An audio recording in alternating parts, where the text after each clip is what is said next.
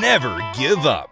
You're about to listen to the Darla Z, live from the Hollywood Room on the Bootleggers Music Group Radio.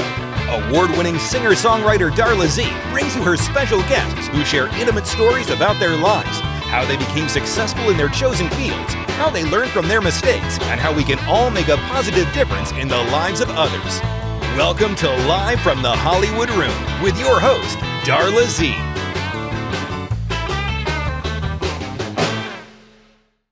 Hi, this is Darla Z, and I'm coming to you live from the Hollywood Room.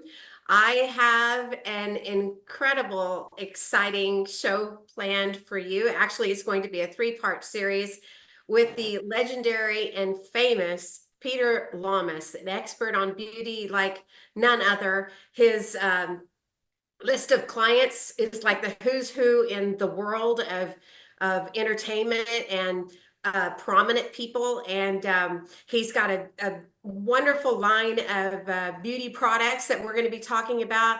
He's got expertise in makeup and hair and aging and or anti-aging rather. Some of his clients have included Reese Witherspoon, Diana Ross, Rihanna. It's an amazing list of who's who. And what is this guy's name? His name is Peter Lamas. Peter, thank you for coming on my show and welcome. Darla, I'm so happy to be here. Thank you for inviting me. And you've got me now. So I'm all yours. Well, I mean, I could just be asking about beauty advice for the next 3 hours, but I don't know that that's really what we're here for. So I'm going to kick off I'd like to know, for instance, let's just start off with where you were born. Let's start at the beginning. Let's start at the very beginning. I'm all ears when you listen. I love your singing.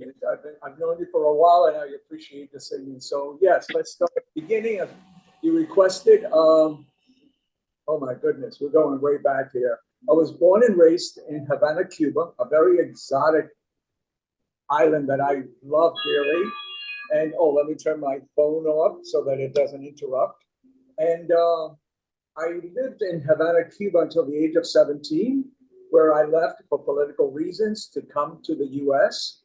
And I've been here ever since, except recently, I want to tell you, 2 years ago, my oldest son invited me to go back after many decades for the first time. And I had the most wonderful experience of my life. When did you go there? 2 years ago. Okay. On my birthday's in April. So I went 2 years ago in April, and nothing had changed. I was in a time capsule where everything was the way I left it, where my high school was, where I lived. Everything was just exactly. Wow. And because of the embargo, they haven't done much with the improvement of the whole island. And so it was quite an emotional experience for me.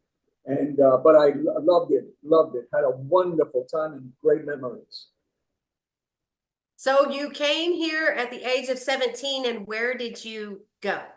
I went directly from Cuba. I didn't go like most of the Cubans to Miami.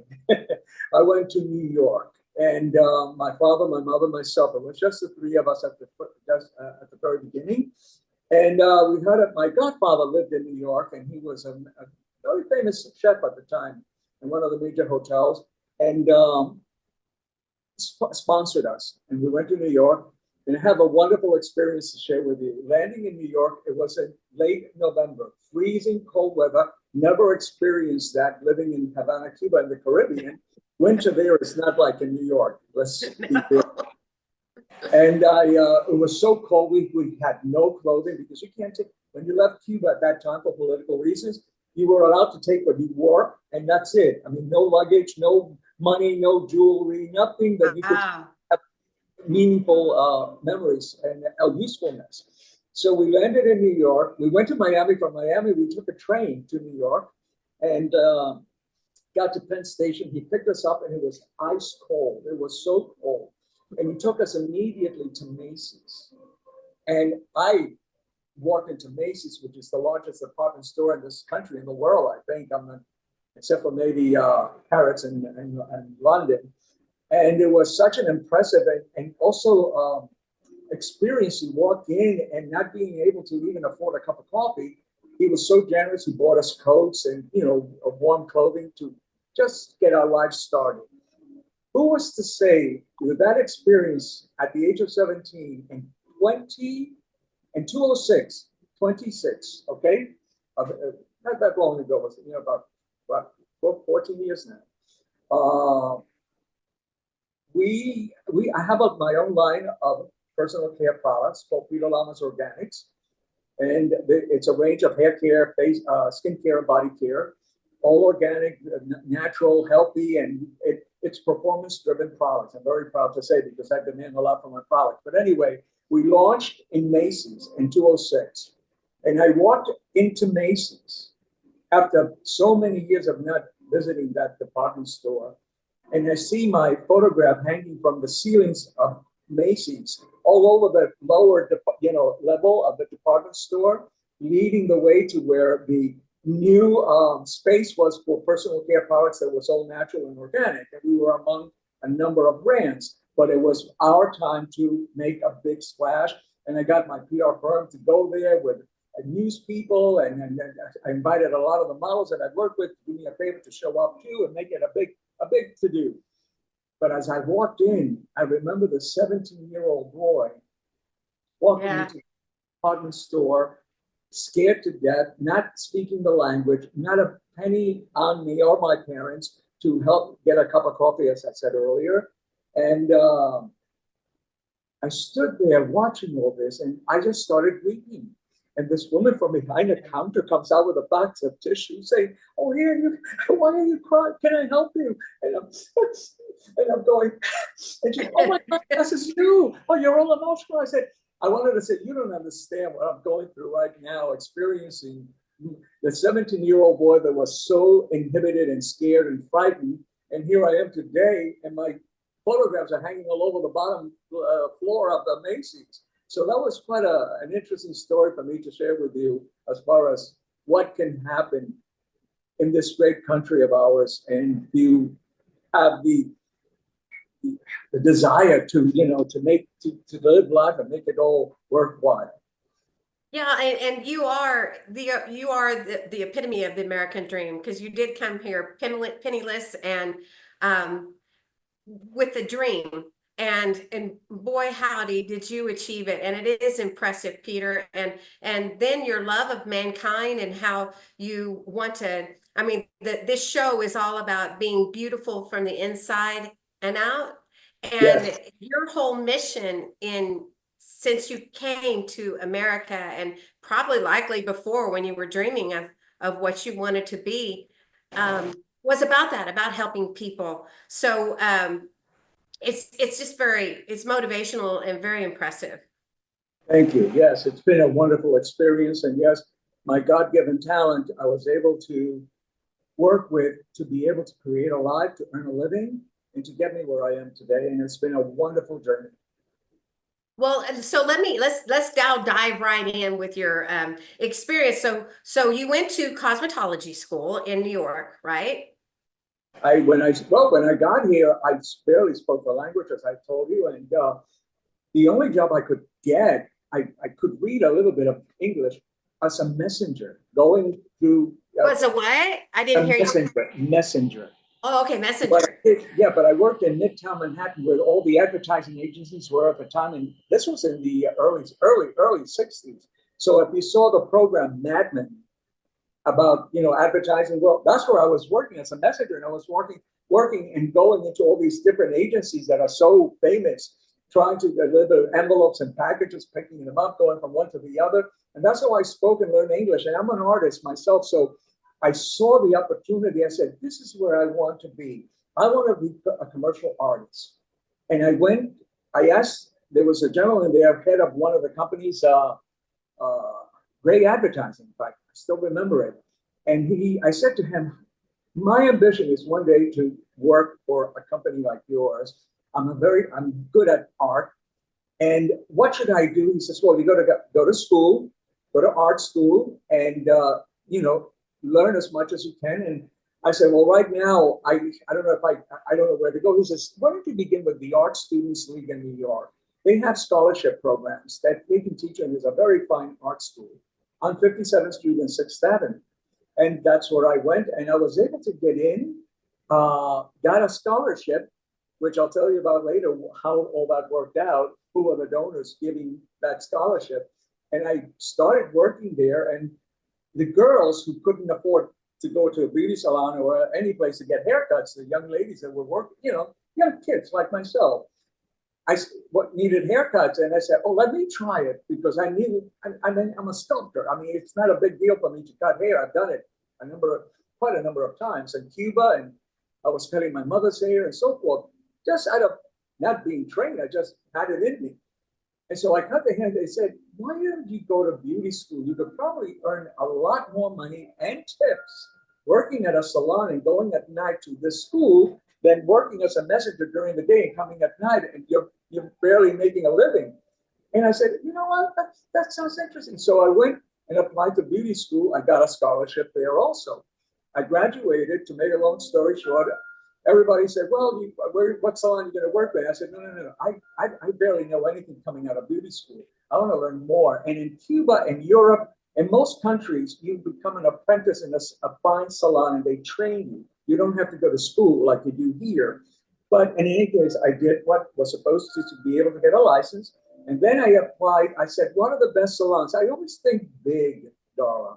I completely understand that. Yeah, I'm not going to, you know, I'm not going to the corner beauty salon to start learning. And they said, well, you have Vidal Sassoon, who just started in America, opened up his first salon on Madison Avenue. And you have Kenneth Townsen, which is the next big salon. And those are the two big entities that are impressive.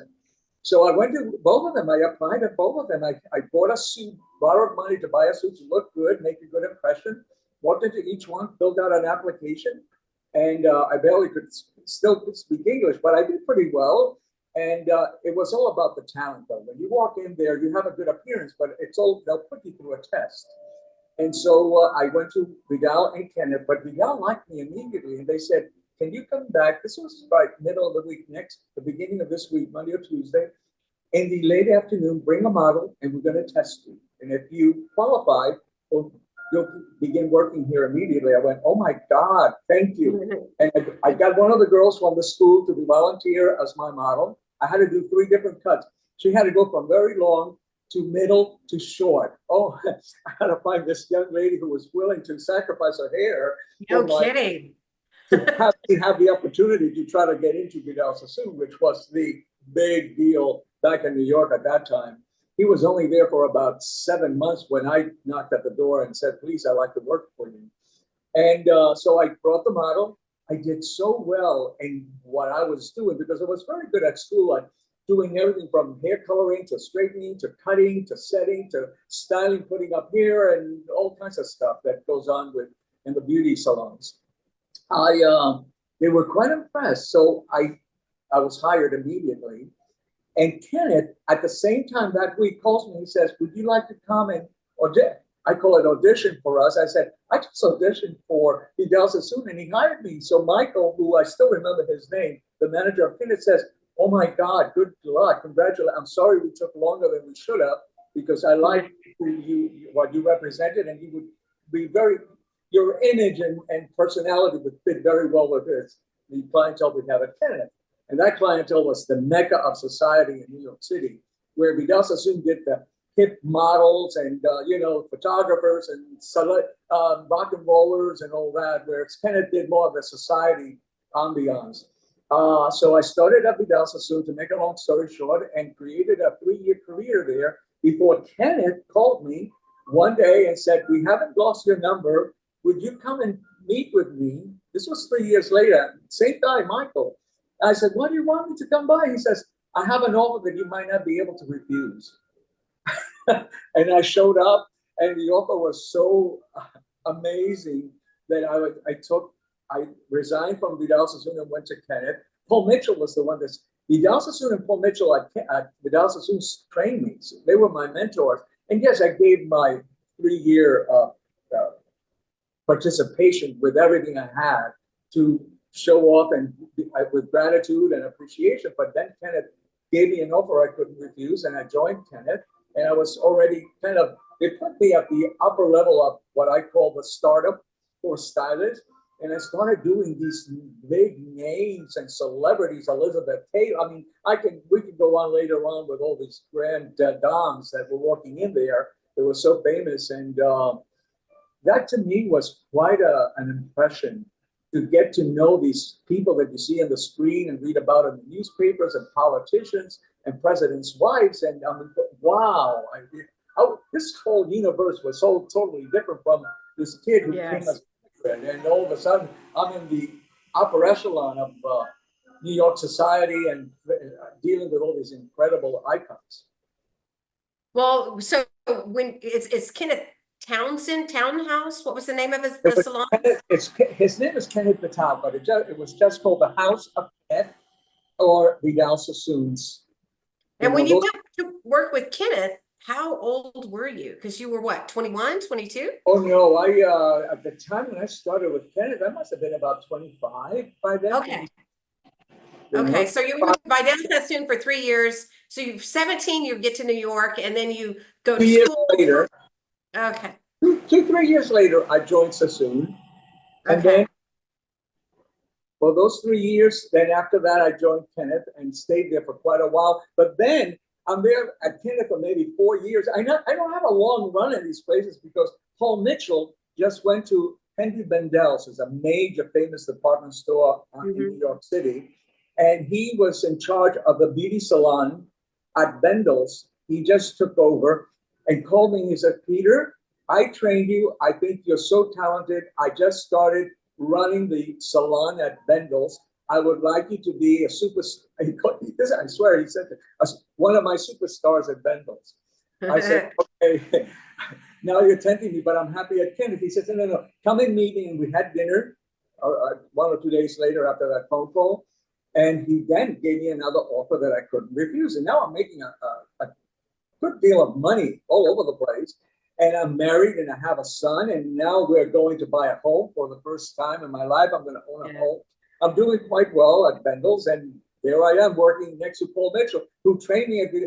Life sometimes, as long as you don't burn your bridges, you'll keep meeting the same people sometimes over and over in different, I would say, good situations. Well, I think it's amazing that you made such an impression at a young age with Kenneth that 3 years later, he picks up the phone and calls you, that's incredible in and of itself. But, then you fast forward to Mitchell, but the clients that you serviced while at Kenneth's were amazing. Some of them followed, and some of them followed me. Liza Minnelli was one that followed me from Vidal to Kenneth to Andrew Bendel's. I'm a huge Liza Minnelli fan. I don't know if you remember when we met years ago, we produced Frank Sinatra in concert, and the agent that produced Frank, or the agent that represented Frank, was also Liza Minnelli's. And we had talked about doing a Liza Minnelli show with her, and I could kick myself for not doing it because we always regretted it. She was an incredible artist. But besides Liza Minnelli, then you also, Grace Kelly. I've worked with Grace. At that time, was she Princess Grace at that time, or was she? She was Princess Grace, yes, because Princess Grace. Wow. I met her in the mid-late 60s. So I did her for a number of major events that she went to New York and to participate in, charity events. And I did her for one of the covers at Vogue magazine for the December issue. So I had I got to know her. I'm not going to say I was a personal hairstylist, but in about 4 occasions, I was able to do her hair. You know how I got to work with her? I was very fortunate at Kenneth to meet Jacqueline Kennedy Onassis. And my first impression. Wait. Who did you say? You said that too fast. You got to slow her down. Who was it? Okay, I'm going to go back. Bear with me. Okay, when I landed in this country late November, remember I told you the story about Macy's and how to buy a coat and so forth. Yeah. That was my first impression of the U.S. Well, January was the time that Kennedy was inaugurated. So I Yes. watched the party that was President Kennedy. President John F. Kennedy was inaugurated at that year in 1961, becoming president of the United States. And I'm watching on black and white TV in the home of my godfather, who was still living with until we got our own apartment, be able to afford our own apartment. And made such a great impression watching this couple that I found to be so regal, especially Jackie Kennedy. She Class, pure class. created only in America. This is 1961, and now it's 1968. And Kenneth says to me, who happens to be her hairstylist, says to me, I want you to start, because Jackie wanted someone go into her apartment often to do her hair. She didn't want to come all the way to the salon, and she didn't have the time and the kids and the whatever. Kenneth doesn't do that. He says, you're going to take over my Jackie, and you're going to go to her apartment. When she comes here, she comes to me, but when she needs you and go into her apartment, that's you, not me. So I started doing that. She loved the way I did her hair. We got very, we didn't become friends, but there was a mutual professional relationship that she had a lot of confidence in me, not only in the way I styled her hair very often and also worked on her children, but also, you know, as a stylist, you become a therapist also. And Absolutely. She's not one to talk to everybody or the press or anything, but with me, she shared a lot of stories, which I've just recently, 2 weeks ago, finished the book. And I have 2 chapters on Jackie and some of what she shared with me, which was very moving and very personal, it's in the book. And some of it, which when I put it in the book, I became a little frightened about my own safety, because you'd be surprised what women will tell a hairstylist. I'm a woman, Peter. I get it. And it was it's like the wheels come off and you just tell your stylist everything. You're right. It's like being a therapist. So I can only imagine what all you heard from Jackie Kennedy. It'll leave your jaw wide open. And at the same time, I've had an interesting life because my father-in-law, my wife's father, was in the shipping industry. He's Greek. And he was doing business with Onassis Onassis and Niarchos. And when Jackie married Onassis, she knew already my father-in-law's connection, because I also shared with her so many issues with having to do with my life. But she asked a lot about my personal life. I was doing her hair at the apartment. She was very curious about me. But I'm sure for a number of reasons, not just because she just wanted to be Snoopy. Okay, Snooping, I should say. And Snooping. That's my Spanish. I got to the point where she says to me, I'm going to share something with you that's very private, and I don't want no one knowing this, but I will ask you a major favor. She says, keep this a secret. You promise? I said, of course, you have my total confidence, and I will not share anything. And she knew that already. She says, I'm getting married in 2 weeks with Onassis, Aristotle Onassis. I'm sure you've read in the papers, I'm going out with them. I go back and forth to the island of Scorpios and blah, blah, blah. But I want you to fly to Scorpios, come with us, and I want you to do my hair for the wedding. Oh, wow. I was so honored. Oh my God, I was coming out of my skin. So I go to my wife. I'll make this long story short. And I said to her, in 2 weeks, I'm going to visit your father in Greece briefly, and then I'm going to stay there for a little bit and coming back. She said, why are you going to Greece? I said, I can't tell you. Take care of a little thing. But you're trying to tell your husband, if your husband tells you that, and I can't tell you, what are you going to do? You're going to bring his neck and shake him and say, you better, I'm your wife. What do you mean you can't tell me? And that's exactly what she said. She says, I'm your wife. Why are you keeping it a secret? I said, I can't tell you. I swore I would never admit anything that I just learned. She says, oh, no. Wait, this is, and she just wouldn't give up. And I said, okay, promise me. I had to do the same thing to her. You're not going to reveal this. And I told her what the situation was. She calls her father in Greece and tells, oh, Peter's coming over to do, at least don't say for what, No, she says, the dude Jackie's sweaty. Now, my father-in-law's like a brother to Maria Callas, the famous opera singer. She was the biggest opera singer in the world at the time. She still is to this day. Angelina Jolie right now is filming a movie based on her life as we speak. And and I know the woman too. I've been with her because of my father's relationship with Maria Callas. They grew up together as children in New York, and then she went back to Greece and became the biggest thing in opera. And she's dating Onassis, and she doesn't know it. And my father, nobody knew it.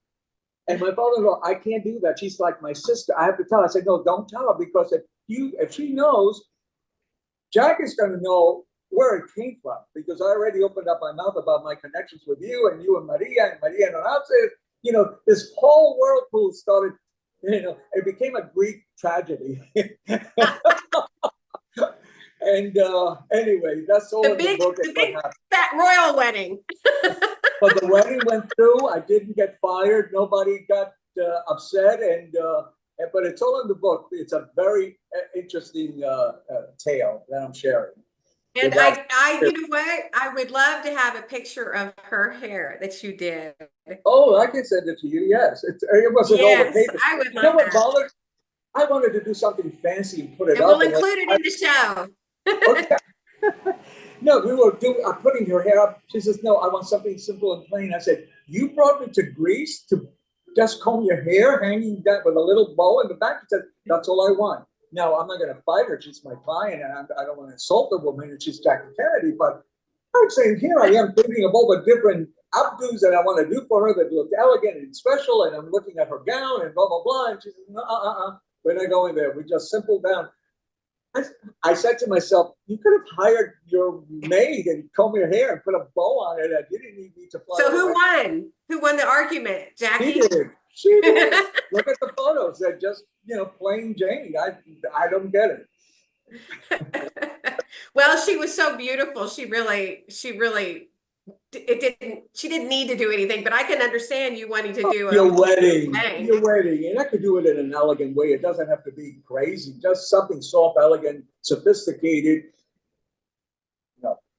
Yeah, I saw you sent me the picture of what you did for Reese Witherspoon for the Oscars recently, and it was stunning.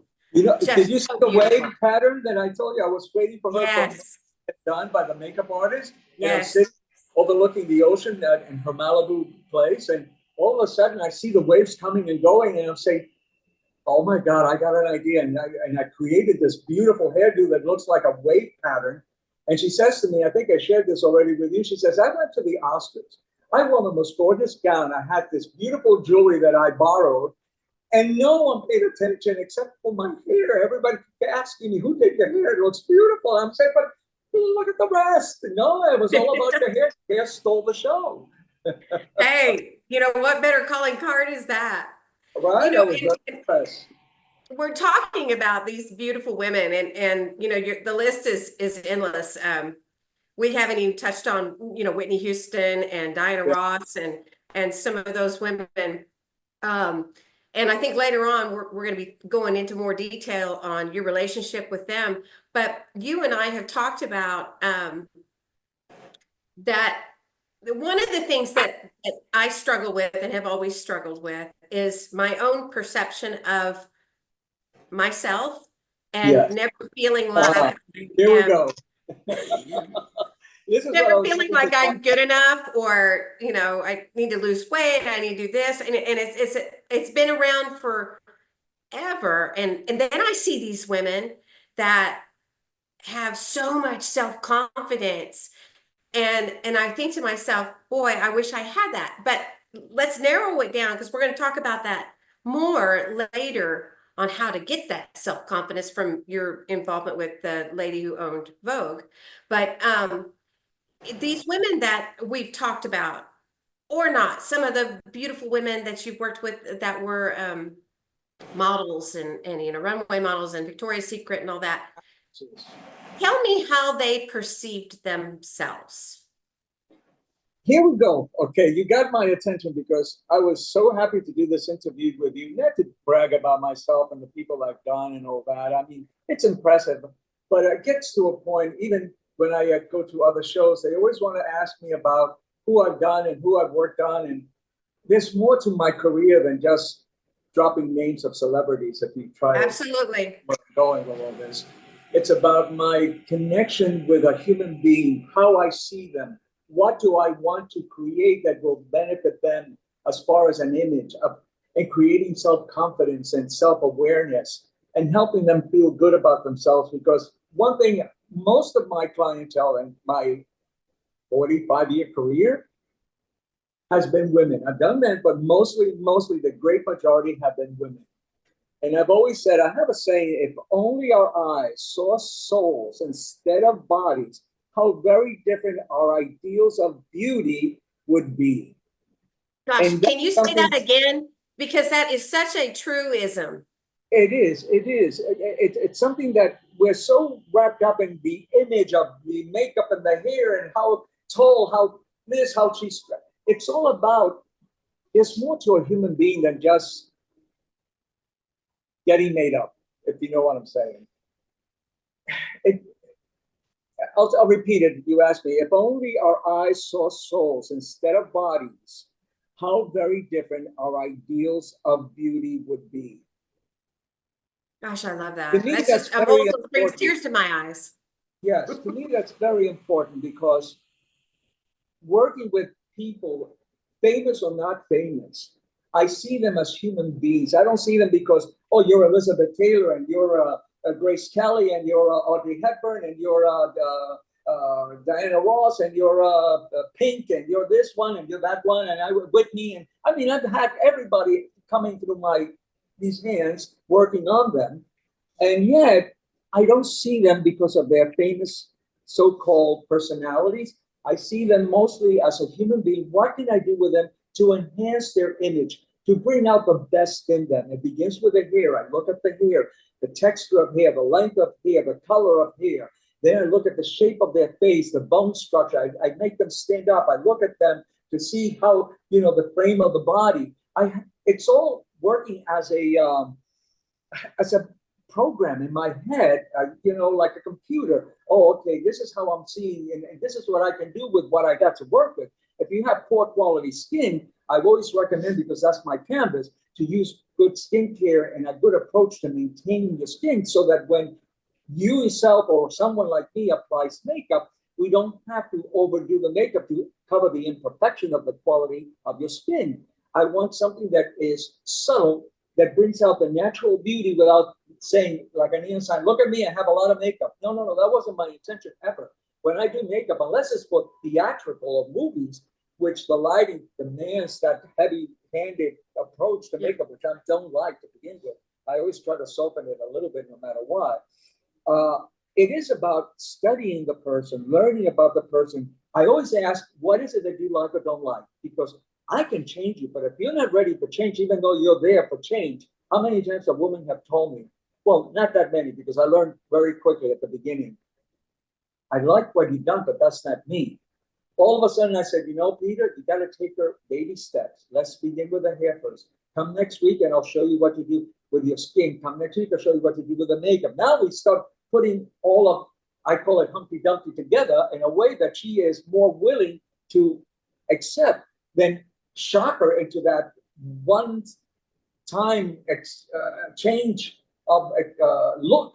And all of a sudden, she's not ready. She thinks she is, but she's not ready for it psychologically, emotionally.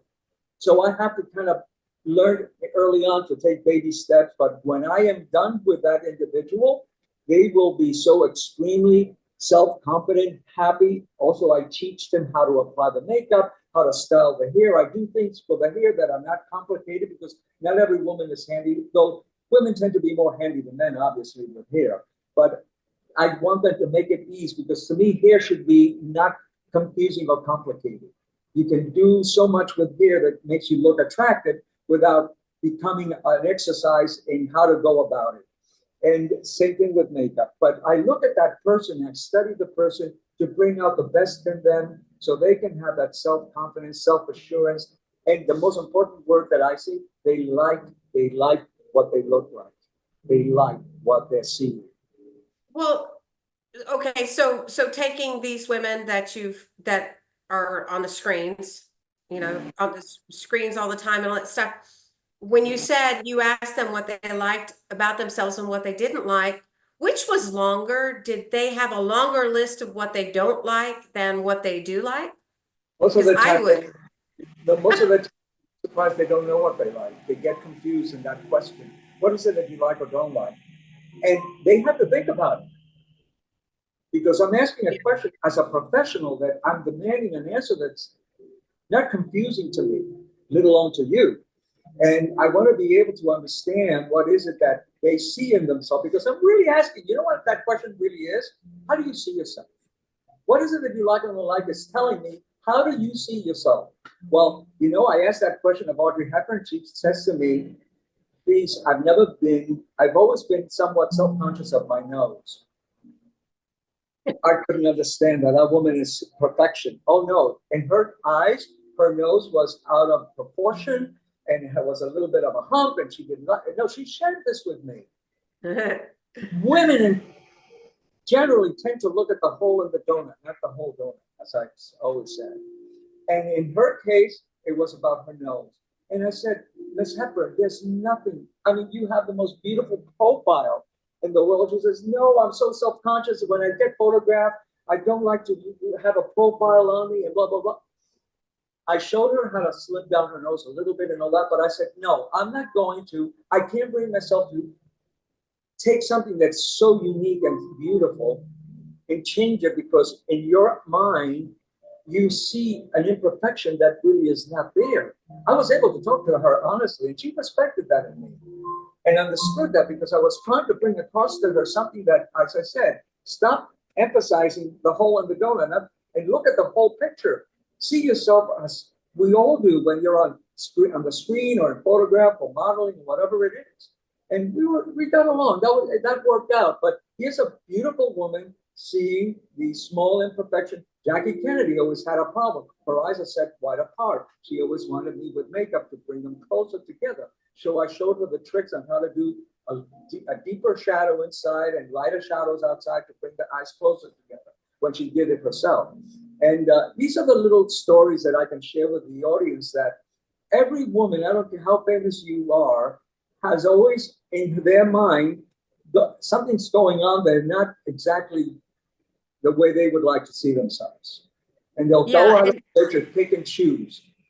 Yeah, and I wrote down that they see an imperfection that's not there. And I think that it's super common for women to get hung up on something that doesn't even matter. And then as far as, and I think we'll get into on our next segment, the world and the world of the internet and how bullying affects young children and people everywhere, and they make fun of people and the way they look, and maybe your recommendations on how to handle that. But when you talk to these ladies that to us in the normal people in the world would look at and think, wow, I can't believe she even said that. How do you convince them that, I mean, do they ever get convinced that they're all right, or with the makeup trick, you know what I mean? Well, that's why I shared with you what I just said regarding pointing out to her that she's seeing something that's really, she's exaggerating. In her sees it one way and the rest of the world sees it differently. So I'm trying to navigate with her to change the way we look at things, so the things you look at change. And that's something that I try to do with most of my clientele. If I ask that question, what is it you like or don't like, they will reveal to me quite a number of situations and quite a number of situations, things that I catch myself as a surprise, because I'm not seeing what they're explaining. And yet they're seeing it in a way that most of the world doesn't. So we become our most self-criticized individual. When we look at the mirror, I like to be there. My daughter, I was doing covers for the Vogue magazine and the interior shots for fashion designers and so forth. And she says, Daddy, I could never be a model like the kind that you're working on. And she was 17 at the time. I said, what are you talking about? First of all, why would you want to be a model? She says, no, I just they're so beautiful and they're so perfect. And that word perfect to me drives me nuts. And I said, let's stop right there. This is what you're seeing in that magazine, because I have the magazine that just came out, but my work was there. He says, look at these girls that you worked on, how magnificent they look, and blah, blah, blah. It's a 17-year-old. She's already projecting in herself, I'm not as pretty or as attractive as they are. I said, this is all make-believe, honey. Don't fall. Most women have to understand this. What you see in these so-called famous fashion magazines, popular fashion magazines, it's all make-believe. They have people like myself doing the hair, doing the makeup, the photographer with the lighting, the people with the designers and the clothing. Everything is pinned in the back to look perfect. And it's all make-believe. So would you call it an illusion? Yes. No, So we're all trying to compete with an illusion, basically, right? But I took her once to a photo shoot.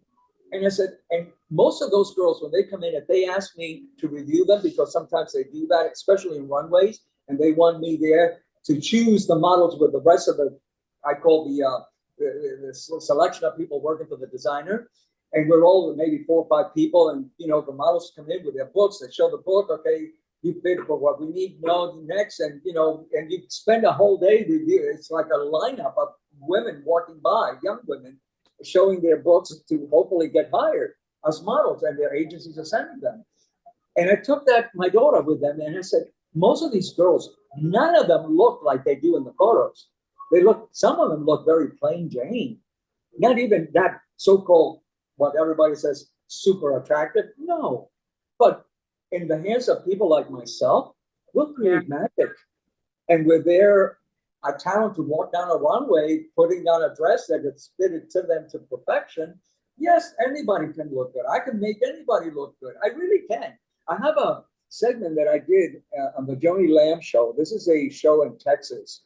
And she took from the audience 5 women in all shapes and sizes. We spent 2 days filming this. And I took those 5 women and we found the right clothing for them. And then we did the hair and the makeup. They came on stage afterwards. You saw the before, and the day later, you saw the after. They wanted to divorce their husbands. They would look so beautiful, And yes, that magic can be done on the average person, but it takes talent like myself and other people that surround me to make that all happen in a way that's impressive. And that's why you get the magazines and you fall for the so-called illusion. So what is the moral of this story? Work with what you've got. Accept yourself for who you are. Be happy. Like yourself. Appreciate yourself. I don't care if you think you're overweight or underweight, or you're short, or you're too tall, or you're too this, or your fingers are too. You'd be surprised what I hear from women so often. I say, ignore all that. Just put yourself together. Go to somebody who, like myself, in a way that understands image, so that they can look at your hair, they can look at the shape of your face. Begin there. The eyebrows. The eyebrows are the frames for the eyes. The hair is the frame for the face. So you want to take the framing of the face, which is the hair, and work with the structure of hair that you've got. I don't care if it's thin, straight, curly, frizzy, whatever. We can, as professionals, get something that is attractive that you can work with. And then study the face and recommend, if it's a makeup artist and the stylist can't do makeup, go to a makeup artist and say, I'm not looking to apply makeup. I'm looking to, how can I emphasize the best features of my face? Look at my face and that's perfect. That is perfect. How to do makeup tricks to emphasize the best features of my face. I love that. And it's either your lips or your eyes. That's how it works. So if you have beautiful lips, focus on the lips, less eye makeup, less makeup in general. If it's the eyes because you have gorgeous eyes, or you want to emphasize the eyes, then don't emphasize the lips so much. Go for the eyes more and work on how to line the eyes properly. But the eyebrows, I always say, women, invest with someone who knows how to work with eyebrows, to plug them correctly, and study. Don't just walk into the first shop you see and go ahead and say, do my brows. See how it's like picking a plastic surgeon. You want to see what they've done to be able to feel comfortable that they can study your brows and bring the best thing out of them, and the way they shape them and plug them and prepare them, and then work with your eye makeup slightly and use products for your lashes to strengthen them and fortify them. I have that lash mask that I formulated to strengthen and fortify the lashes, which has a hint of color. Oh, it's a wonderful product, lash mask. I'm plugging my product, but I do believe in it. Oh, no, we're going to talk about that in the next show, and I'm interested in the lash stuff.